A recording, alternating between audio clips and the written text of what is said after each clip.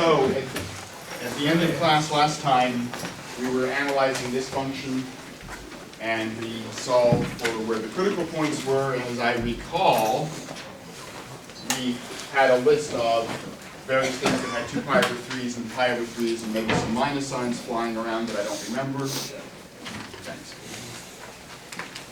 But we wrote down the Hessian matrix, and we plugged in the points, and we saw that this point was an abject failure because the Hessian was completely 0 there. At the other points, the second derivative test told us, what was it, local mins, I think? I forgot now. Max? I don't remember. Local max.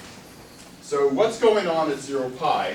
And correspondingly, you can add even multiples of pi and get other critical points as well.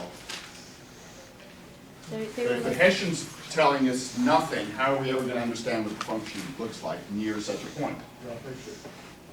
So you could use Mathematica. I don't know that any of us is good enough to actually draw this by hand. So you could use technology and look at the picture. But so you could say, what's the function looking like near the point? So for points near 0 pi, what is the value of f?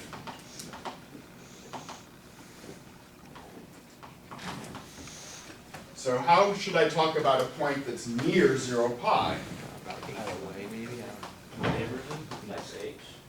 I could sort of go back to our h vector is a little displacement vector from a point we're at. Sure. And so we could say x is going to be like little h, and y is going to be pi plus little k. So here we have for h, k, a small vector in R2. So how do I see what this function looks like near such a point? F of xy then is going to be sine of x. So this is sine of h pi plus k. F of h pi plus k. So that's going to be sine of h plus sine of pi plus k, which surely we can simplify.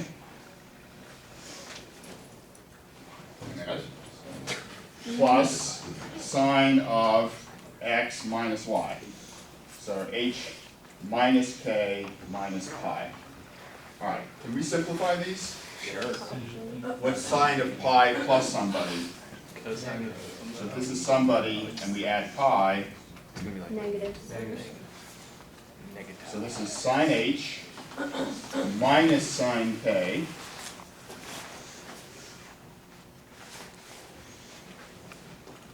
And if you subtract pi, it's like negatizing, right?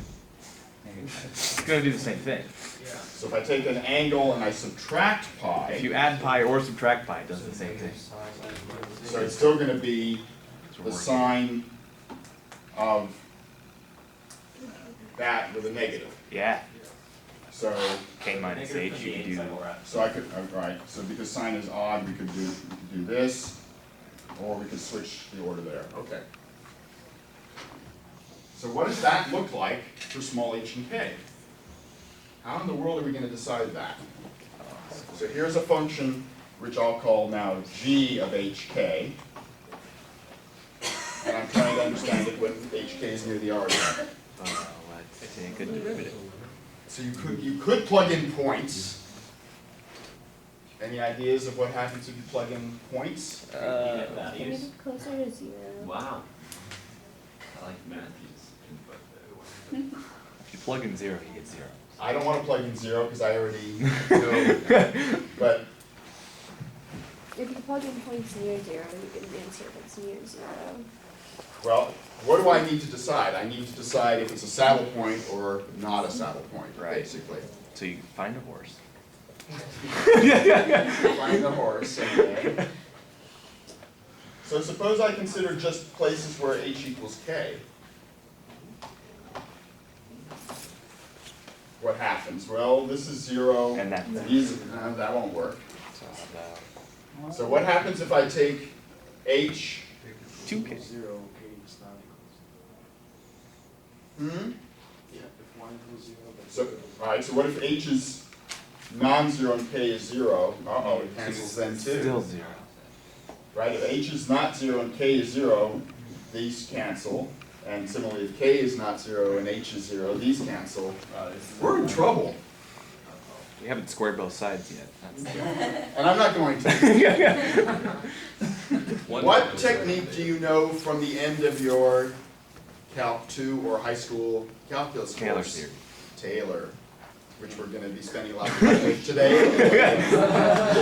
Taylor. From our You're like, deep past, Deep past. we vaguely recall that there's a Taylor series or a Taylor polynomial of whatever degree you want for sine. So sine of x, for example, what's the Taylor series? Yeah, it starts with x. And then it's opposite and odd. Remember, sine is odd, so you're going to have only odd powers showing up. And then there, you can keep going and write the whole series, or you could say plus an error term, which goes to 0 As. faster than x cubed does. cool. Hmm? That's the, Why cube? because I got 3. Yeah. In fact, I can do better than that, but I don't care to today. I mean, So using this approximation, can we see what this function looks like? probably. Go ahead. You can see, by the way, that the reason that the Hessian test failed, the second derivative test failed, is that there's no second derivatives showing up here. They're all 0. Because the second derivative of sine at the origin is 0, the second derivatives of all this stuff are going to be 0, and that's why Hessian is turning into 0. But the cubes ought to tell us something. And if they don't, we'll go further in the Taylor polynomial and see what's going on. So what is sine h? What does g of hk look like? Sine of h is h minus h cubed over 6. And I'm going to put plus all the error at the end. I'm not going to keep writing it. Minus sine k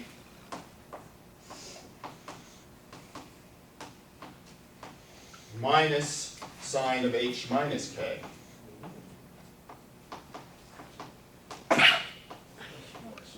And then I'll just put plus error here. And I won't worry about it for the moment. So this is a different epsilon from this, right? This is a combined epsilon. I'll twiddle it. All right, what happens to all this mess? Something cancels and some stuff doesn't cancel? All the singular terms cancel. All the who what? All the degree 1 terms cancel. All the linear terms cancel, which we knew again because it's a critical point. Yeah, sure. What about cubic terms? So I've got k cubed minus h cubed plus h minus k cubed over 6 plus error. Work. Well, you're gonna have a. We okay? Your cubed terms are gonna cancel. You got all the stuff in the middle. My who terms? Well, if you were to expand it, Okay, let's expand. then you lose your cube. K cubed minus h cubed plus h, remember binomial theorem?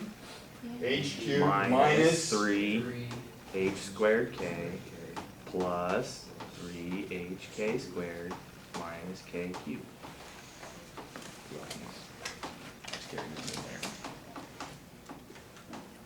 Running out of board.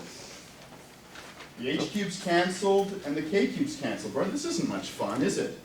Ah, but the cross terms are still there.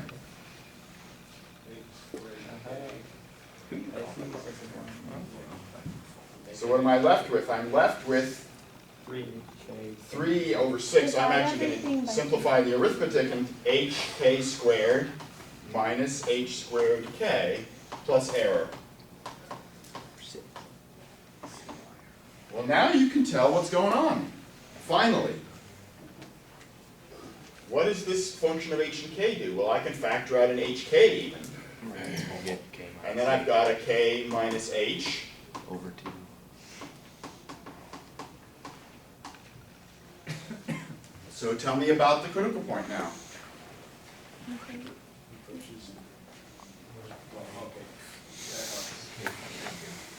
K. Well, so if k equals h, it's 0. Right. This term is 0. But But- what if, think about signs of things. Can't you make this be positive or negative by choosing h and k Yeah. appropriately? So that one. So if they're both positive and k is bigger, this term will be positive when when k is bigger than h is bigger than 0. So we have points as close to the origin as we want where the function's positive. And is it negative when something else happens? When h is greater than When k is greater k than is 0. negative H is less than and K. h Yeah. is positive. If h is greater than k is greater than 0. Yeah, you can still have them both be positive, Yeah. but have h be bigger than You don't even k. have to worry about the negatives. If you I don't even have to, Okay, right? right. I found points as close to the origin as I want, where it's positive, and points where it's negative, Okay. so it's a saddle point. Beautiful. Then you can't. Yes, Jonathan? How do we know that the error won't cancel out whatever value you have? Excellent question. It's okay. So we're actually going to do stuff like this later today, but I like the question. So what do we know about this error? It's small. Small compared to, The h The cubed, cubes. cube terms, yeah. so if I have a term that is cubic, That's, Jonathan, then the error is small relative to this. Okay, so then. So that's if this size is less than half the size of the cubes, then this term being cubic will be bigger than it. So I'm actually going to go through stuff like that carefully with the quadratic case. It's going to be exactly the same thing. So if you want, yeah, so to be really rigorous here, you would need to say what we know about this. Well, it's a sum of terms that are small compared to h cubed, k cubed, or h minus k quantity cubed. So it would be small relative to the largest of those, or even the smallest of those. Okay. So yeah, I will try to address that point carefully in a little bit. Other questions?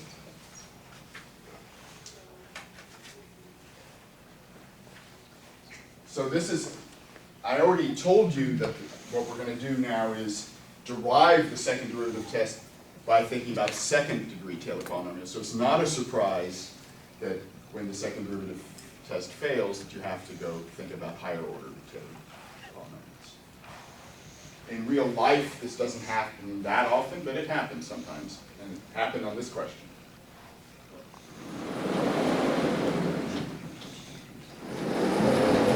All right, so the theorem I'm trying to prove today is something like this. Suppose f is C2 near a point A. Then first I'm going to prove that you can write f of A plus h as an expression that looks Taylorish. So it's good looking. oh, God.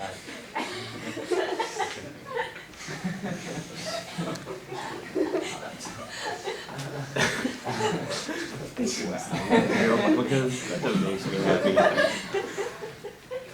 That's almost as stupid as something I would say. You turned purple for that one, Taylor. You really did. So, derivative gives you the linear term, and then the quadratic term is this script h thing, this quadratic form, but it's going to be computed from the Hessian not at A, but at a point near A of the form A plus squiggle times h for some squiggle between 0 and 1, and then How do you just squiggle? so we're actually going to prove this formula today, and then we're going to say because f is C2, and this is built out of second order partials, surely, since the second order partials are continuous, I was expecting someone to say, don't call me Shirley, but surely, this is not far off from using the Hessian at A, as opposed to A plus equal H. Why is there an arrow for F for H? There shouldn't be one on F, thank you. There should be on H. Thanks. I got distracted by the bad jokes. So the next term, the next statement is going to be that I can replace this by the corresponding term with the Hessian at A, not at A plus squiggle H, if I'm willing to put in some error. So by making the substitution, I have some error that's introduced, but that error is small. This is related to what Jonathan was asking about, compared to the square of magnitude H.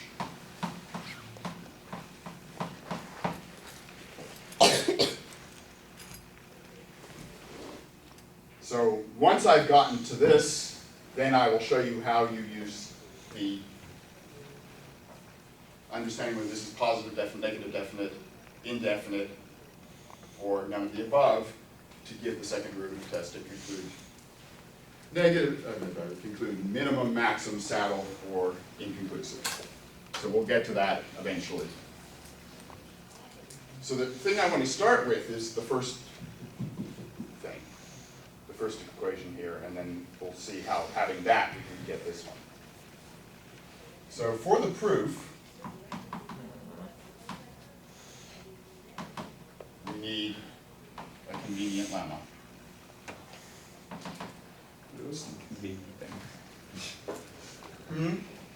It's not as important as the highly useful proposition, but it's useful. Basically, what I'm doing is I'm avoiding teaching you guys a week of what Taylor polynomials are in several variables. I'm just doing a very sneaky way around that. But what is really going on is second degree Taylor polynomials. All right, so here's the convenient lemma. Suppose phi is a function on the interval 0, 1, and it's twice differentiable.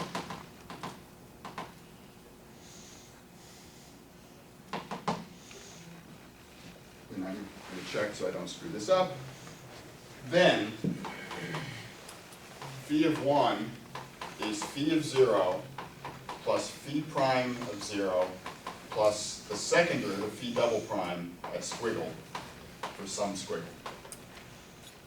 between 0 and 1. So do you agree if you knew Taylor polynomials that this would look Taylorish? Yeah. Maybe not as good looking this time, but. Ouch. So if you wrote a Taylor polynomial approximating phi of t, you would have phi of t is phi of 0 plus phi prime of 0 times t plus error term, second derivative, oops, I need a half here. Second derivative over 2 times t squared. And then this is just putting t equals 1 in what I just said. But I'm just going to derive this for you bare hands without anything, no prior knowledge other than I do expect you to remember Rolle's theorem. Yeah. One look of horror.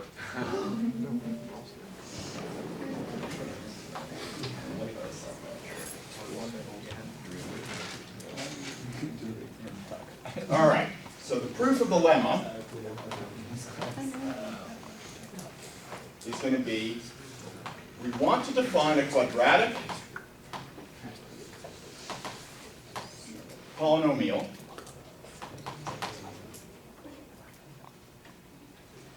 P of t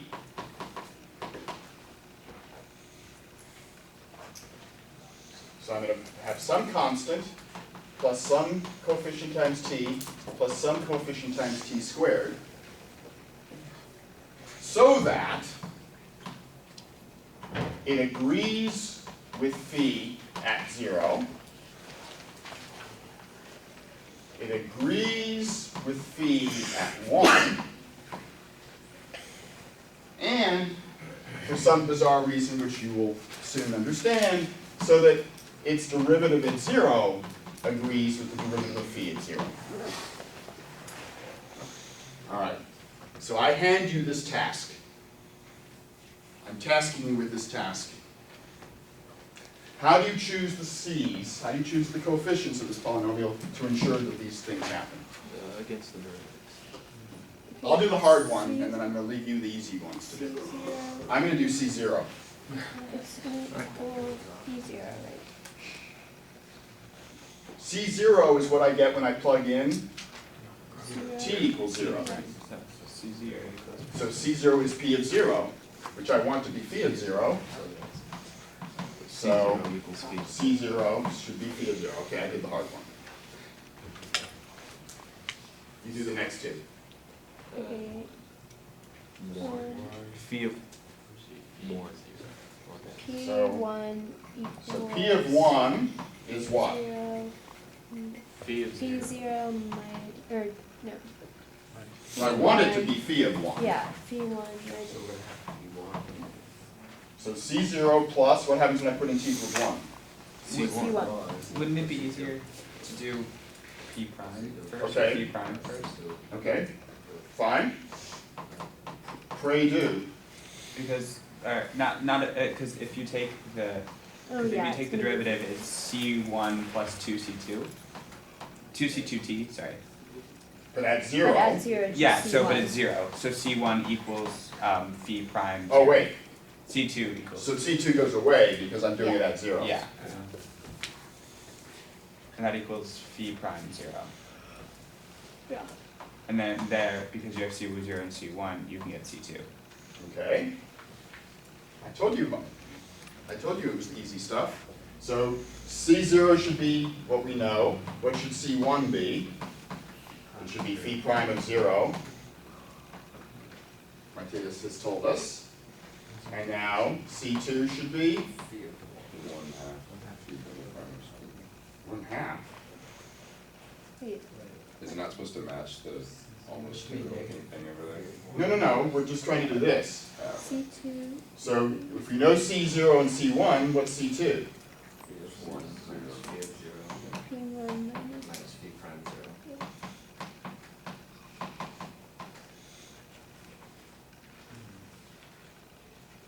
Okay? Everybody agree? So if I choose the constants in such a fashion, I have it guaranteed these things match. So, what letter do I want to use? Consider the function c, which is p minus phi. What can you tell me about c?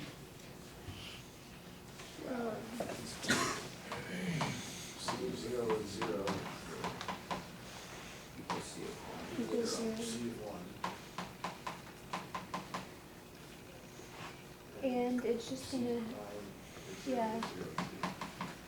Does everybody agree that because you've rigged the polynomial to agree with phi at the two endpoints and for its derivative to agree at 0, that means c, looking at the difference, cancels those all out and you just get zeros for the values? Yeah. So what does the graph of c look like, approximately?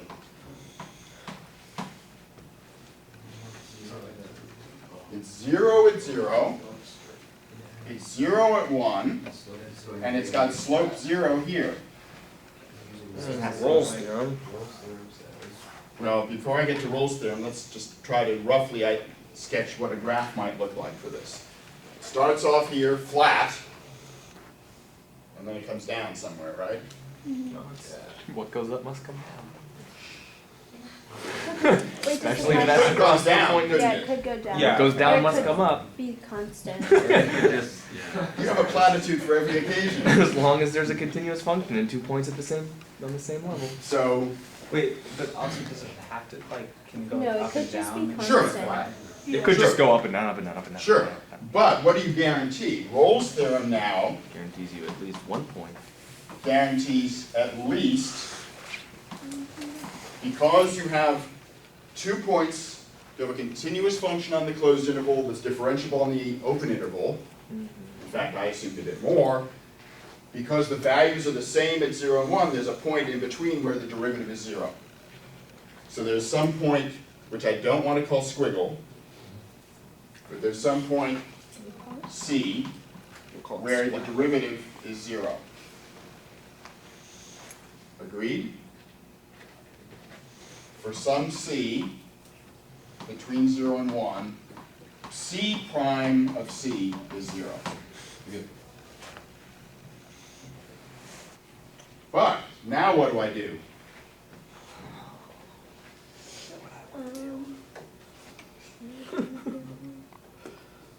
Look at the fringes. Dan, you have an aphorism for this one? Yeah, square both sides. No, wrong aphorism. Well, wrong Do one. you have to look at the end point? No, you just, I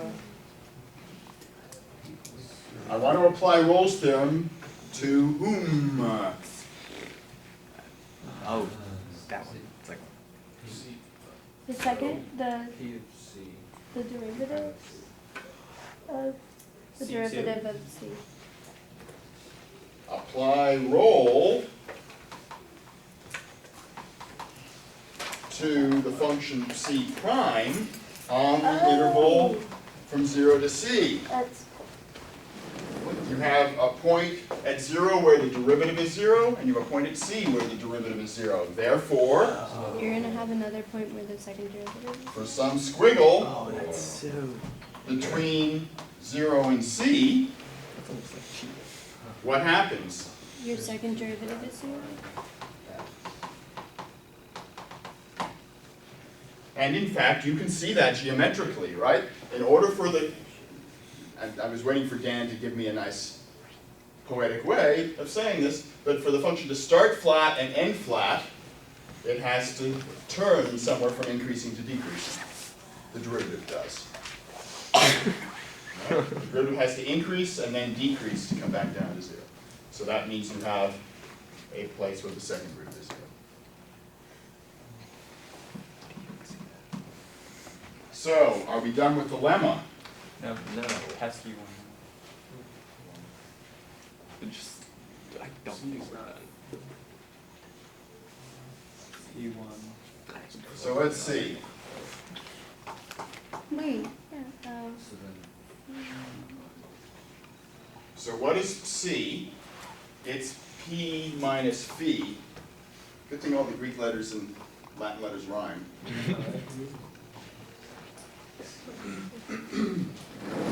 So let's compute C double prime. Yeah, we need to get rid of it.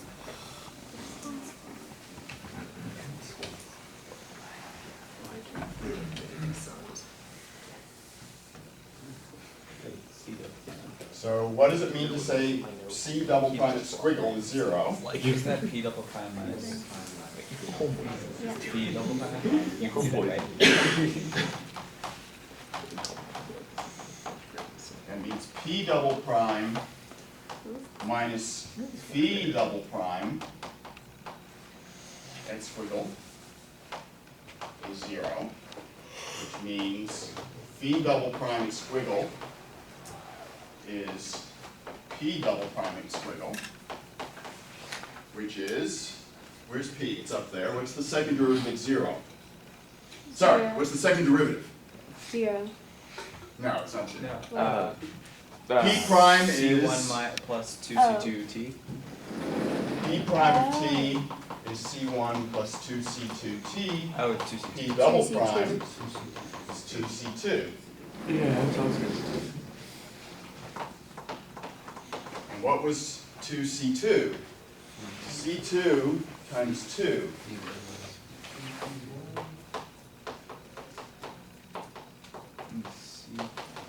Correct?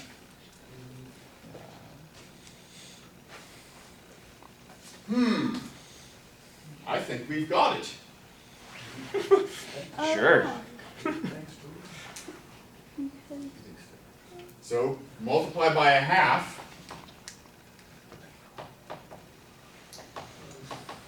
Oh.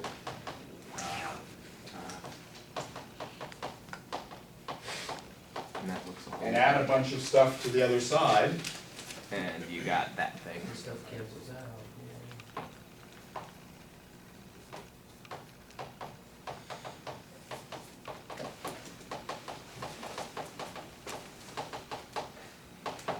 There it is. Okay? And of course, for those of you who have not forgotten, it's for reasons of things like that 2 showing up, that the factorials show up in the denominators of formulas for Taylor coefficients. All right, so that's the lemma. Let's see what the real proof looks like. Now what? I'm supposed to be looking at my function f between a and a plus h. So I need a function of t on the interval 0, 1. Gee, how could I ever do that?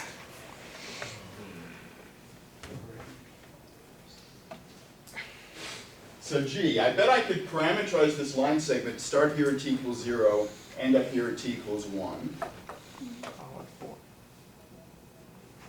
And then I could do f along that line segment. And let that be my function v.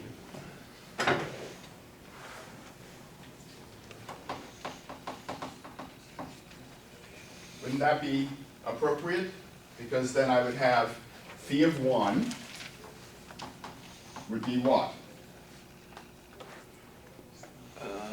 A plus h. F of a. F of a plus h. What would phi of 0 be? F of a.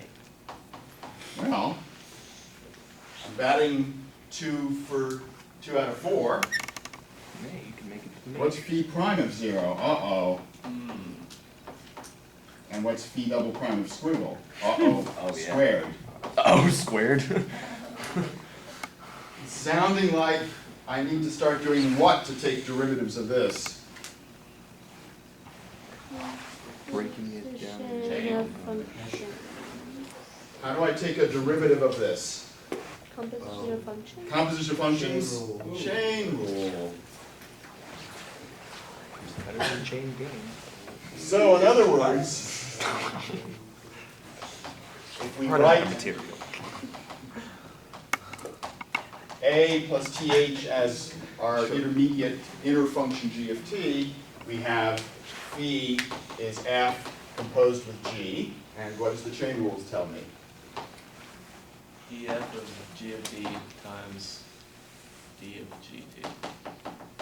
df at g of t times the derivative, right, so that linear map applied to the vector g prime of t. So this is df at a plus th times what's g prime of t?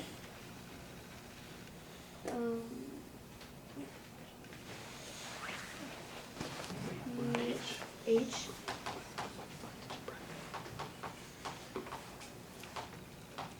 This is what I'm doing, our picture with taking the channel. Isn't just H? The derivative of g prime of t is just h.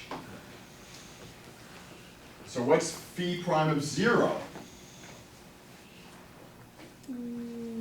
df of a times H. So do I now have 3 out of 4? Yes. Unfortunately, the one that's left This is the easy one. is the easiest of them all, right? From this formula for phi From Fwee Flubblefwind. from this formula for phi prime, fiddlesticks, we need Phi phi double prime. I think I gotta Is plug that in gonna be squiggle a too. That's just- product of? Well, but I figure once we get that far, plugging in squiggle won't be so bad. What is phi double prime? How do I find the derivative of a derivative? Take the Take derivative. derivative. Yeah. How do I take the derivative of something like this? Oh, it looks chain rule-ish, What's the product of? but I'm doing a function of t. So the only place t is appearing is here. Oh. H is a constant. Well, that's unfortunate. Cool. So it's, No. so it's looking chain rule-ish, where I have to take the derivative of The derivative. not fog now, but df fog. The fog. So we need d. So now this picture becomes more complicated because df is actually a linear map. Okay, that's. So instead of mapping here from Rn to R, I'm now mapping to matrices when I do df of. All right, so I can see Matthias is looking unhappy. He's unhappy, I'm unhappy. Like, that's how that works. So, He doesn't know. so we could do this in a fancier way, or let's just write out a formula for this in terms of partials, and then think chain rule on that. So one way to do this is to expand this formula out.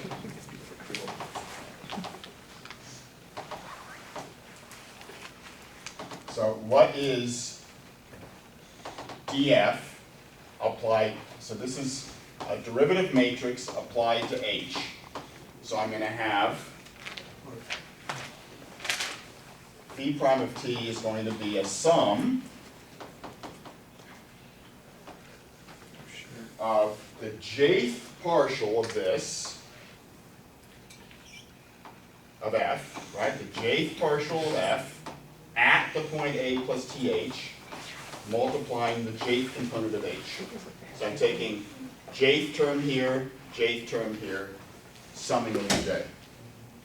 Right? So the jth partial of f respect to jth, the partial of f respect to xj at the point A plus th times hj, summed on j. All right, are you slightly less scared? I want to do the derivative with respect to t of this. So it's just gonna be HJ, right? And the hj is just a constant that's multiplying that function. So by the chain rule, I'm going to treat this as my f that we fogged here. What's going to happen? I'm going to take the derivative of this.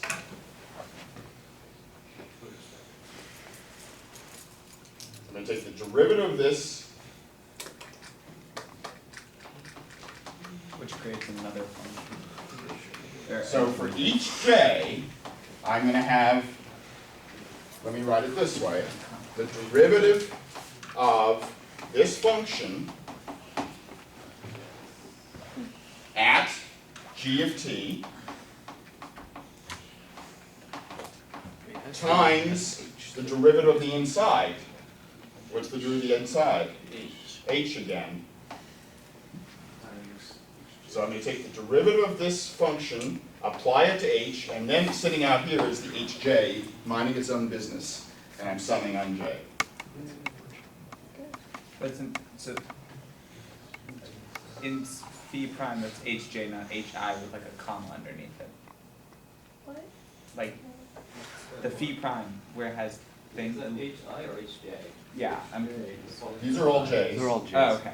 And the thing that looks like an N is actually an H. On this, above the second. Above This the is an N. summation. That's an That's N? N. Oh, they're both N's? Yeah. We have n variables. Looks This like an is H. n.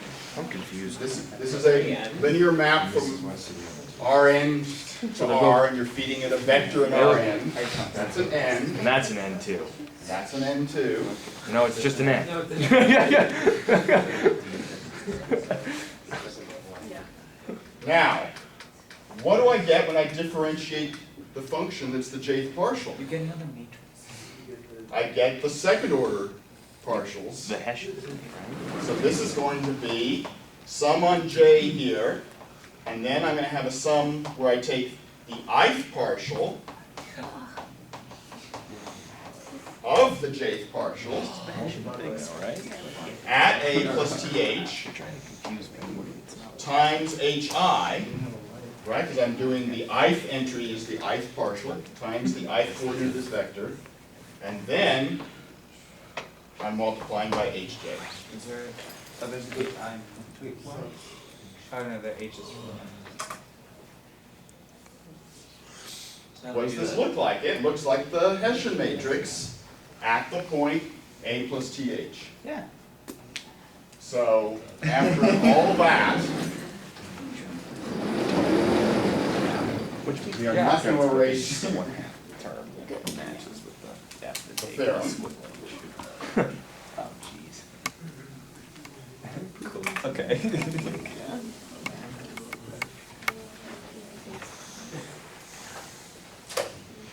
So where are we? Well, I know what P double prime and squiggle is. It's the Do we though? Hessian, P double prime and squiggle means it's the, plug in squiggle for T. right, and you get that thing. So I get the sum over i's and j's of the second partials with respect to xi, xj, in the correct order for Matthias this time, Only for the DS. at a plus squiggle h, and n times hi, hj. Summed over all I and j. Well, that, my furry friends, Why are you calling me first? is the Hessian, this is vector H transpose, Hessian matrix of F at the point A plus squiggle H times H, which is script H of F at the point A plus squiggle H applied to H.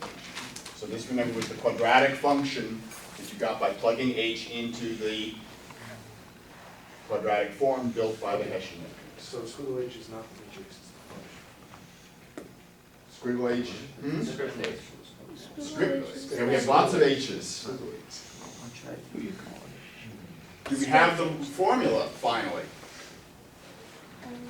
Well, we've got this term, and this is supposed to be Half. half phi double prime and squiggle. And that's essentially what we're putting in. And that's what it is. This is half phi double prime and squiggle. This is our phi double prime and squiggle. There it is. So, this is the second order Taylor approximation, if you like, for F at the point A. Now, all right, so that, I'm done with the lemma. It gave me this. Now, how do I say, well, I don't really want to be computing derivatives at some unknown point A plus squiggle H. I want to be computing them at my critical point A. So, how do we compare script H at FA plus squiggle H and script H of F at A? Just pull out the squiggle H. Take as the squiggle H goes to 0. Well, no, I don't. I want to be able to apply this for H's. I don't want them big, but I don't want to take limits. I want an actual equation. Subtract. Well, these are both built, these are quadratic forms built out of Hessians of F. The only difference is, where am I evaluating those Hessians? This is with the error thing. At one. That's where the error comes from. So I'm looking at, if I look at H of F at A plus squiggle H of little h minus H of F at A of little h. This is taking H transpose times a messy matrix that's just the difference of the Hessian here and the Hessian there, and then times H. So this is going to be Hessian, probably didn't leave myself enough room. Hessian of F at A plus squiggle H minus, I didn't leave myself enough room, minus Hessian of F at A, and then this times an H. So I've got some ridiculously scary looking symmetric matrix that's a difference of two symmetric matrices times H, and then with an H transpose in front. What's your intuition with the hypotheses in the problem about if H is relatively small, how much different do you think these matrices are? Not too different because of what hypothesis? The error. What are you saying, Nari? Oh no. I think. What hypothesis is written on the board that I haven't addressed? C2. What does C2 mean? Second partials are continuous. In other words, these entries here are continuous as you vary the point. So if you're not moving very far away from A, this at A plus squiggle H should be relatively close to this at A. Right. So if I think about it this way, let's call this some capital A matrix. This is going to be a symmetric matrix whose entries are small if magnitude of H is small enough. Well, that sounds pretty vague to me. But here's what let's look at this, and then we'll finish this all up tomorrow, but we're almost at the end here. What can you tell me about how big H transpose, this quadratic form, can be in terms of things we've been studying? This is a dot product of the vector AH with H. What do we know about dot products of vectors?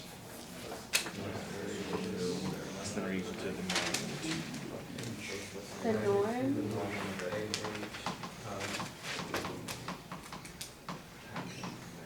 And what do we know about magnitude AH? That's the Less than or equal to the norm of A times magnitude of H. times magnitude H times magnitude H.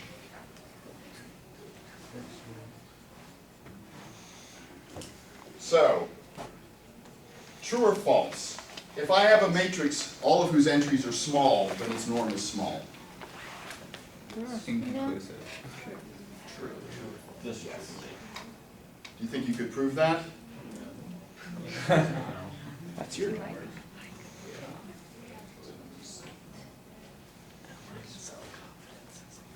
So I'm going to claim that this norm can be made less than epsilon if I make the norm of H less than delta for appropriate delta. And then I'll have an epsilon magnitude of H squared here, which is somehow going to relate the difference of these and go into that part. So I'll pick up and do this slightly more carefully tomorrow. But you've had a long, torturous day today. Yeah, It isn't insane. We're almost at the end of all the proof, by the way. And I'll need a volunteer to be thrown into the lake tomorrow.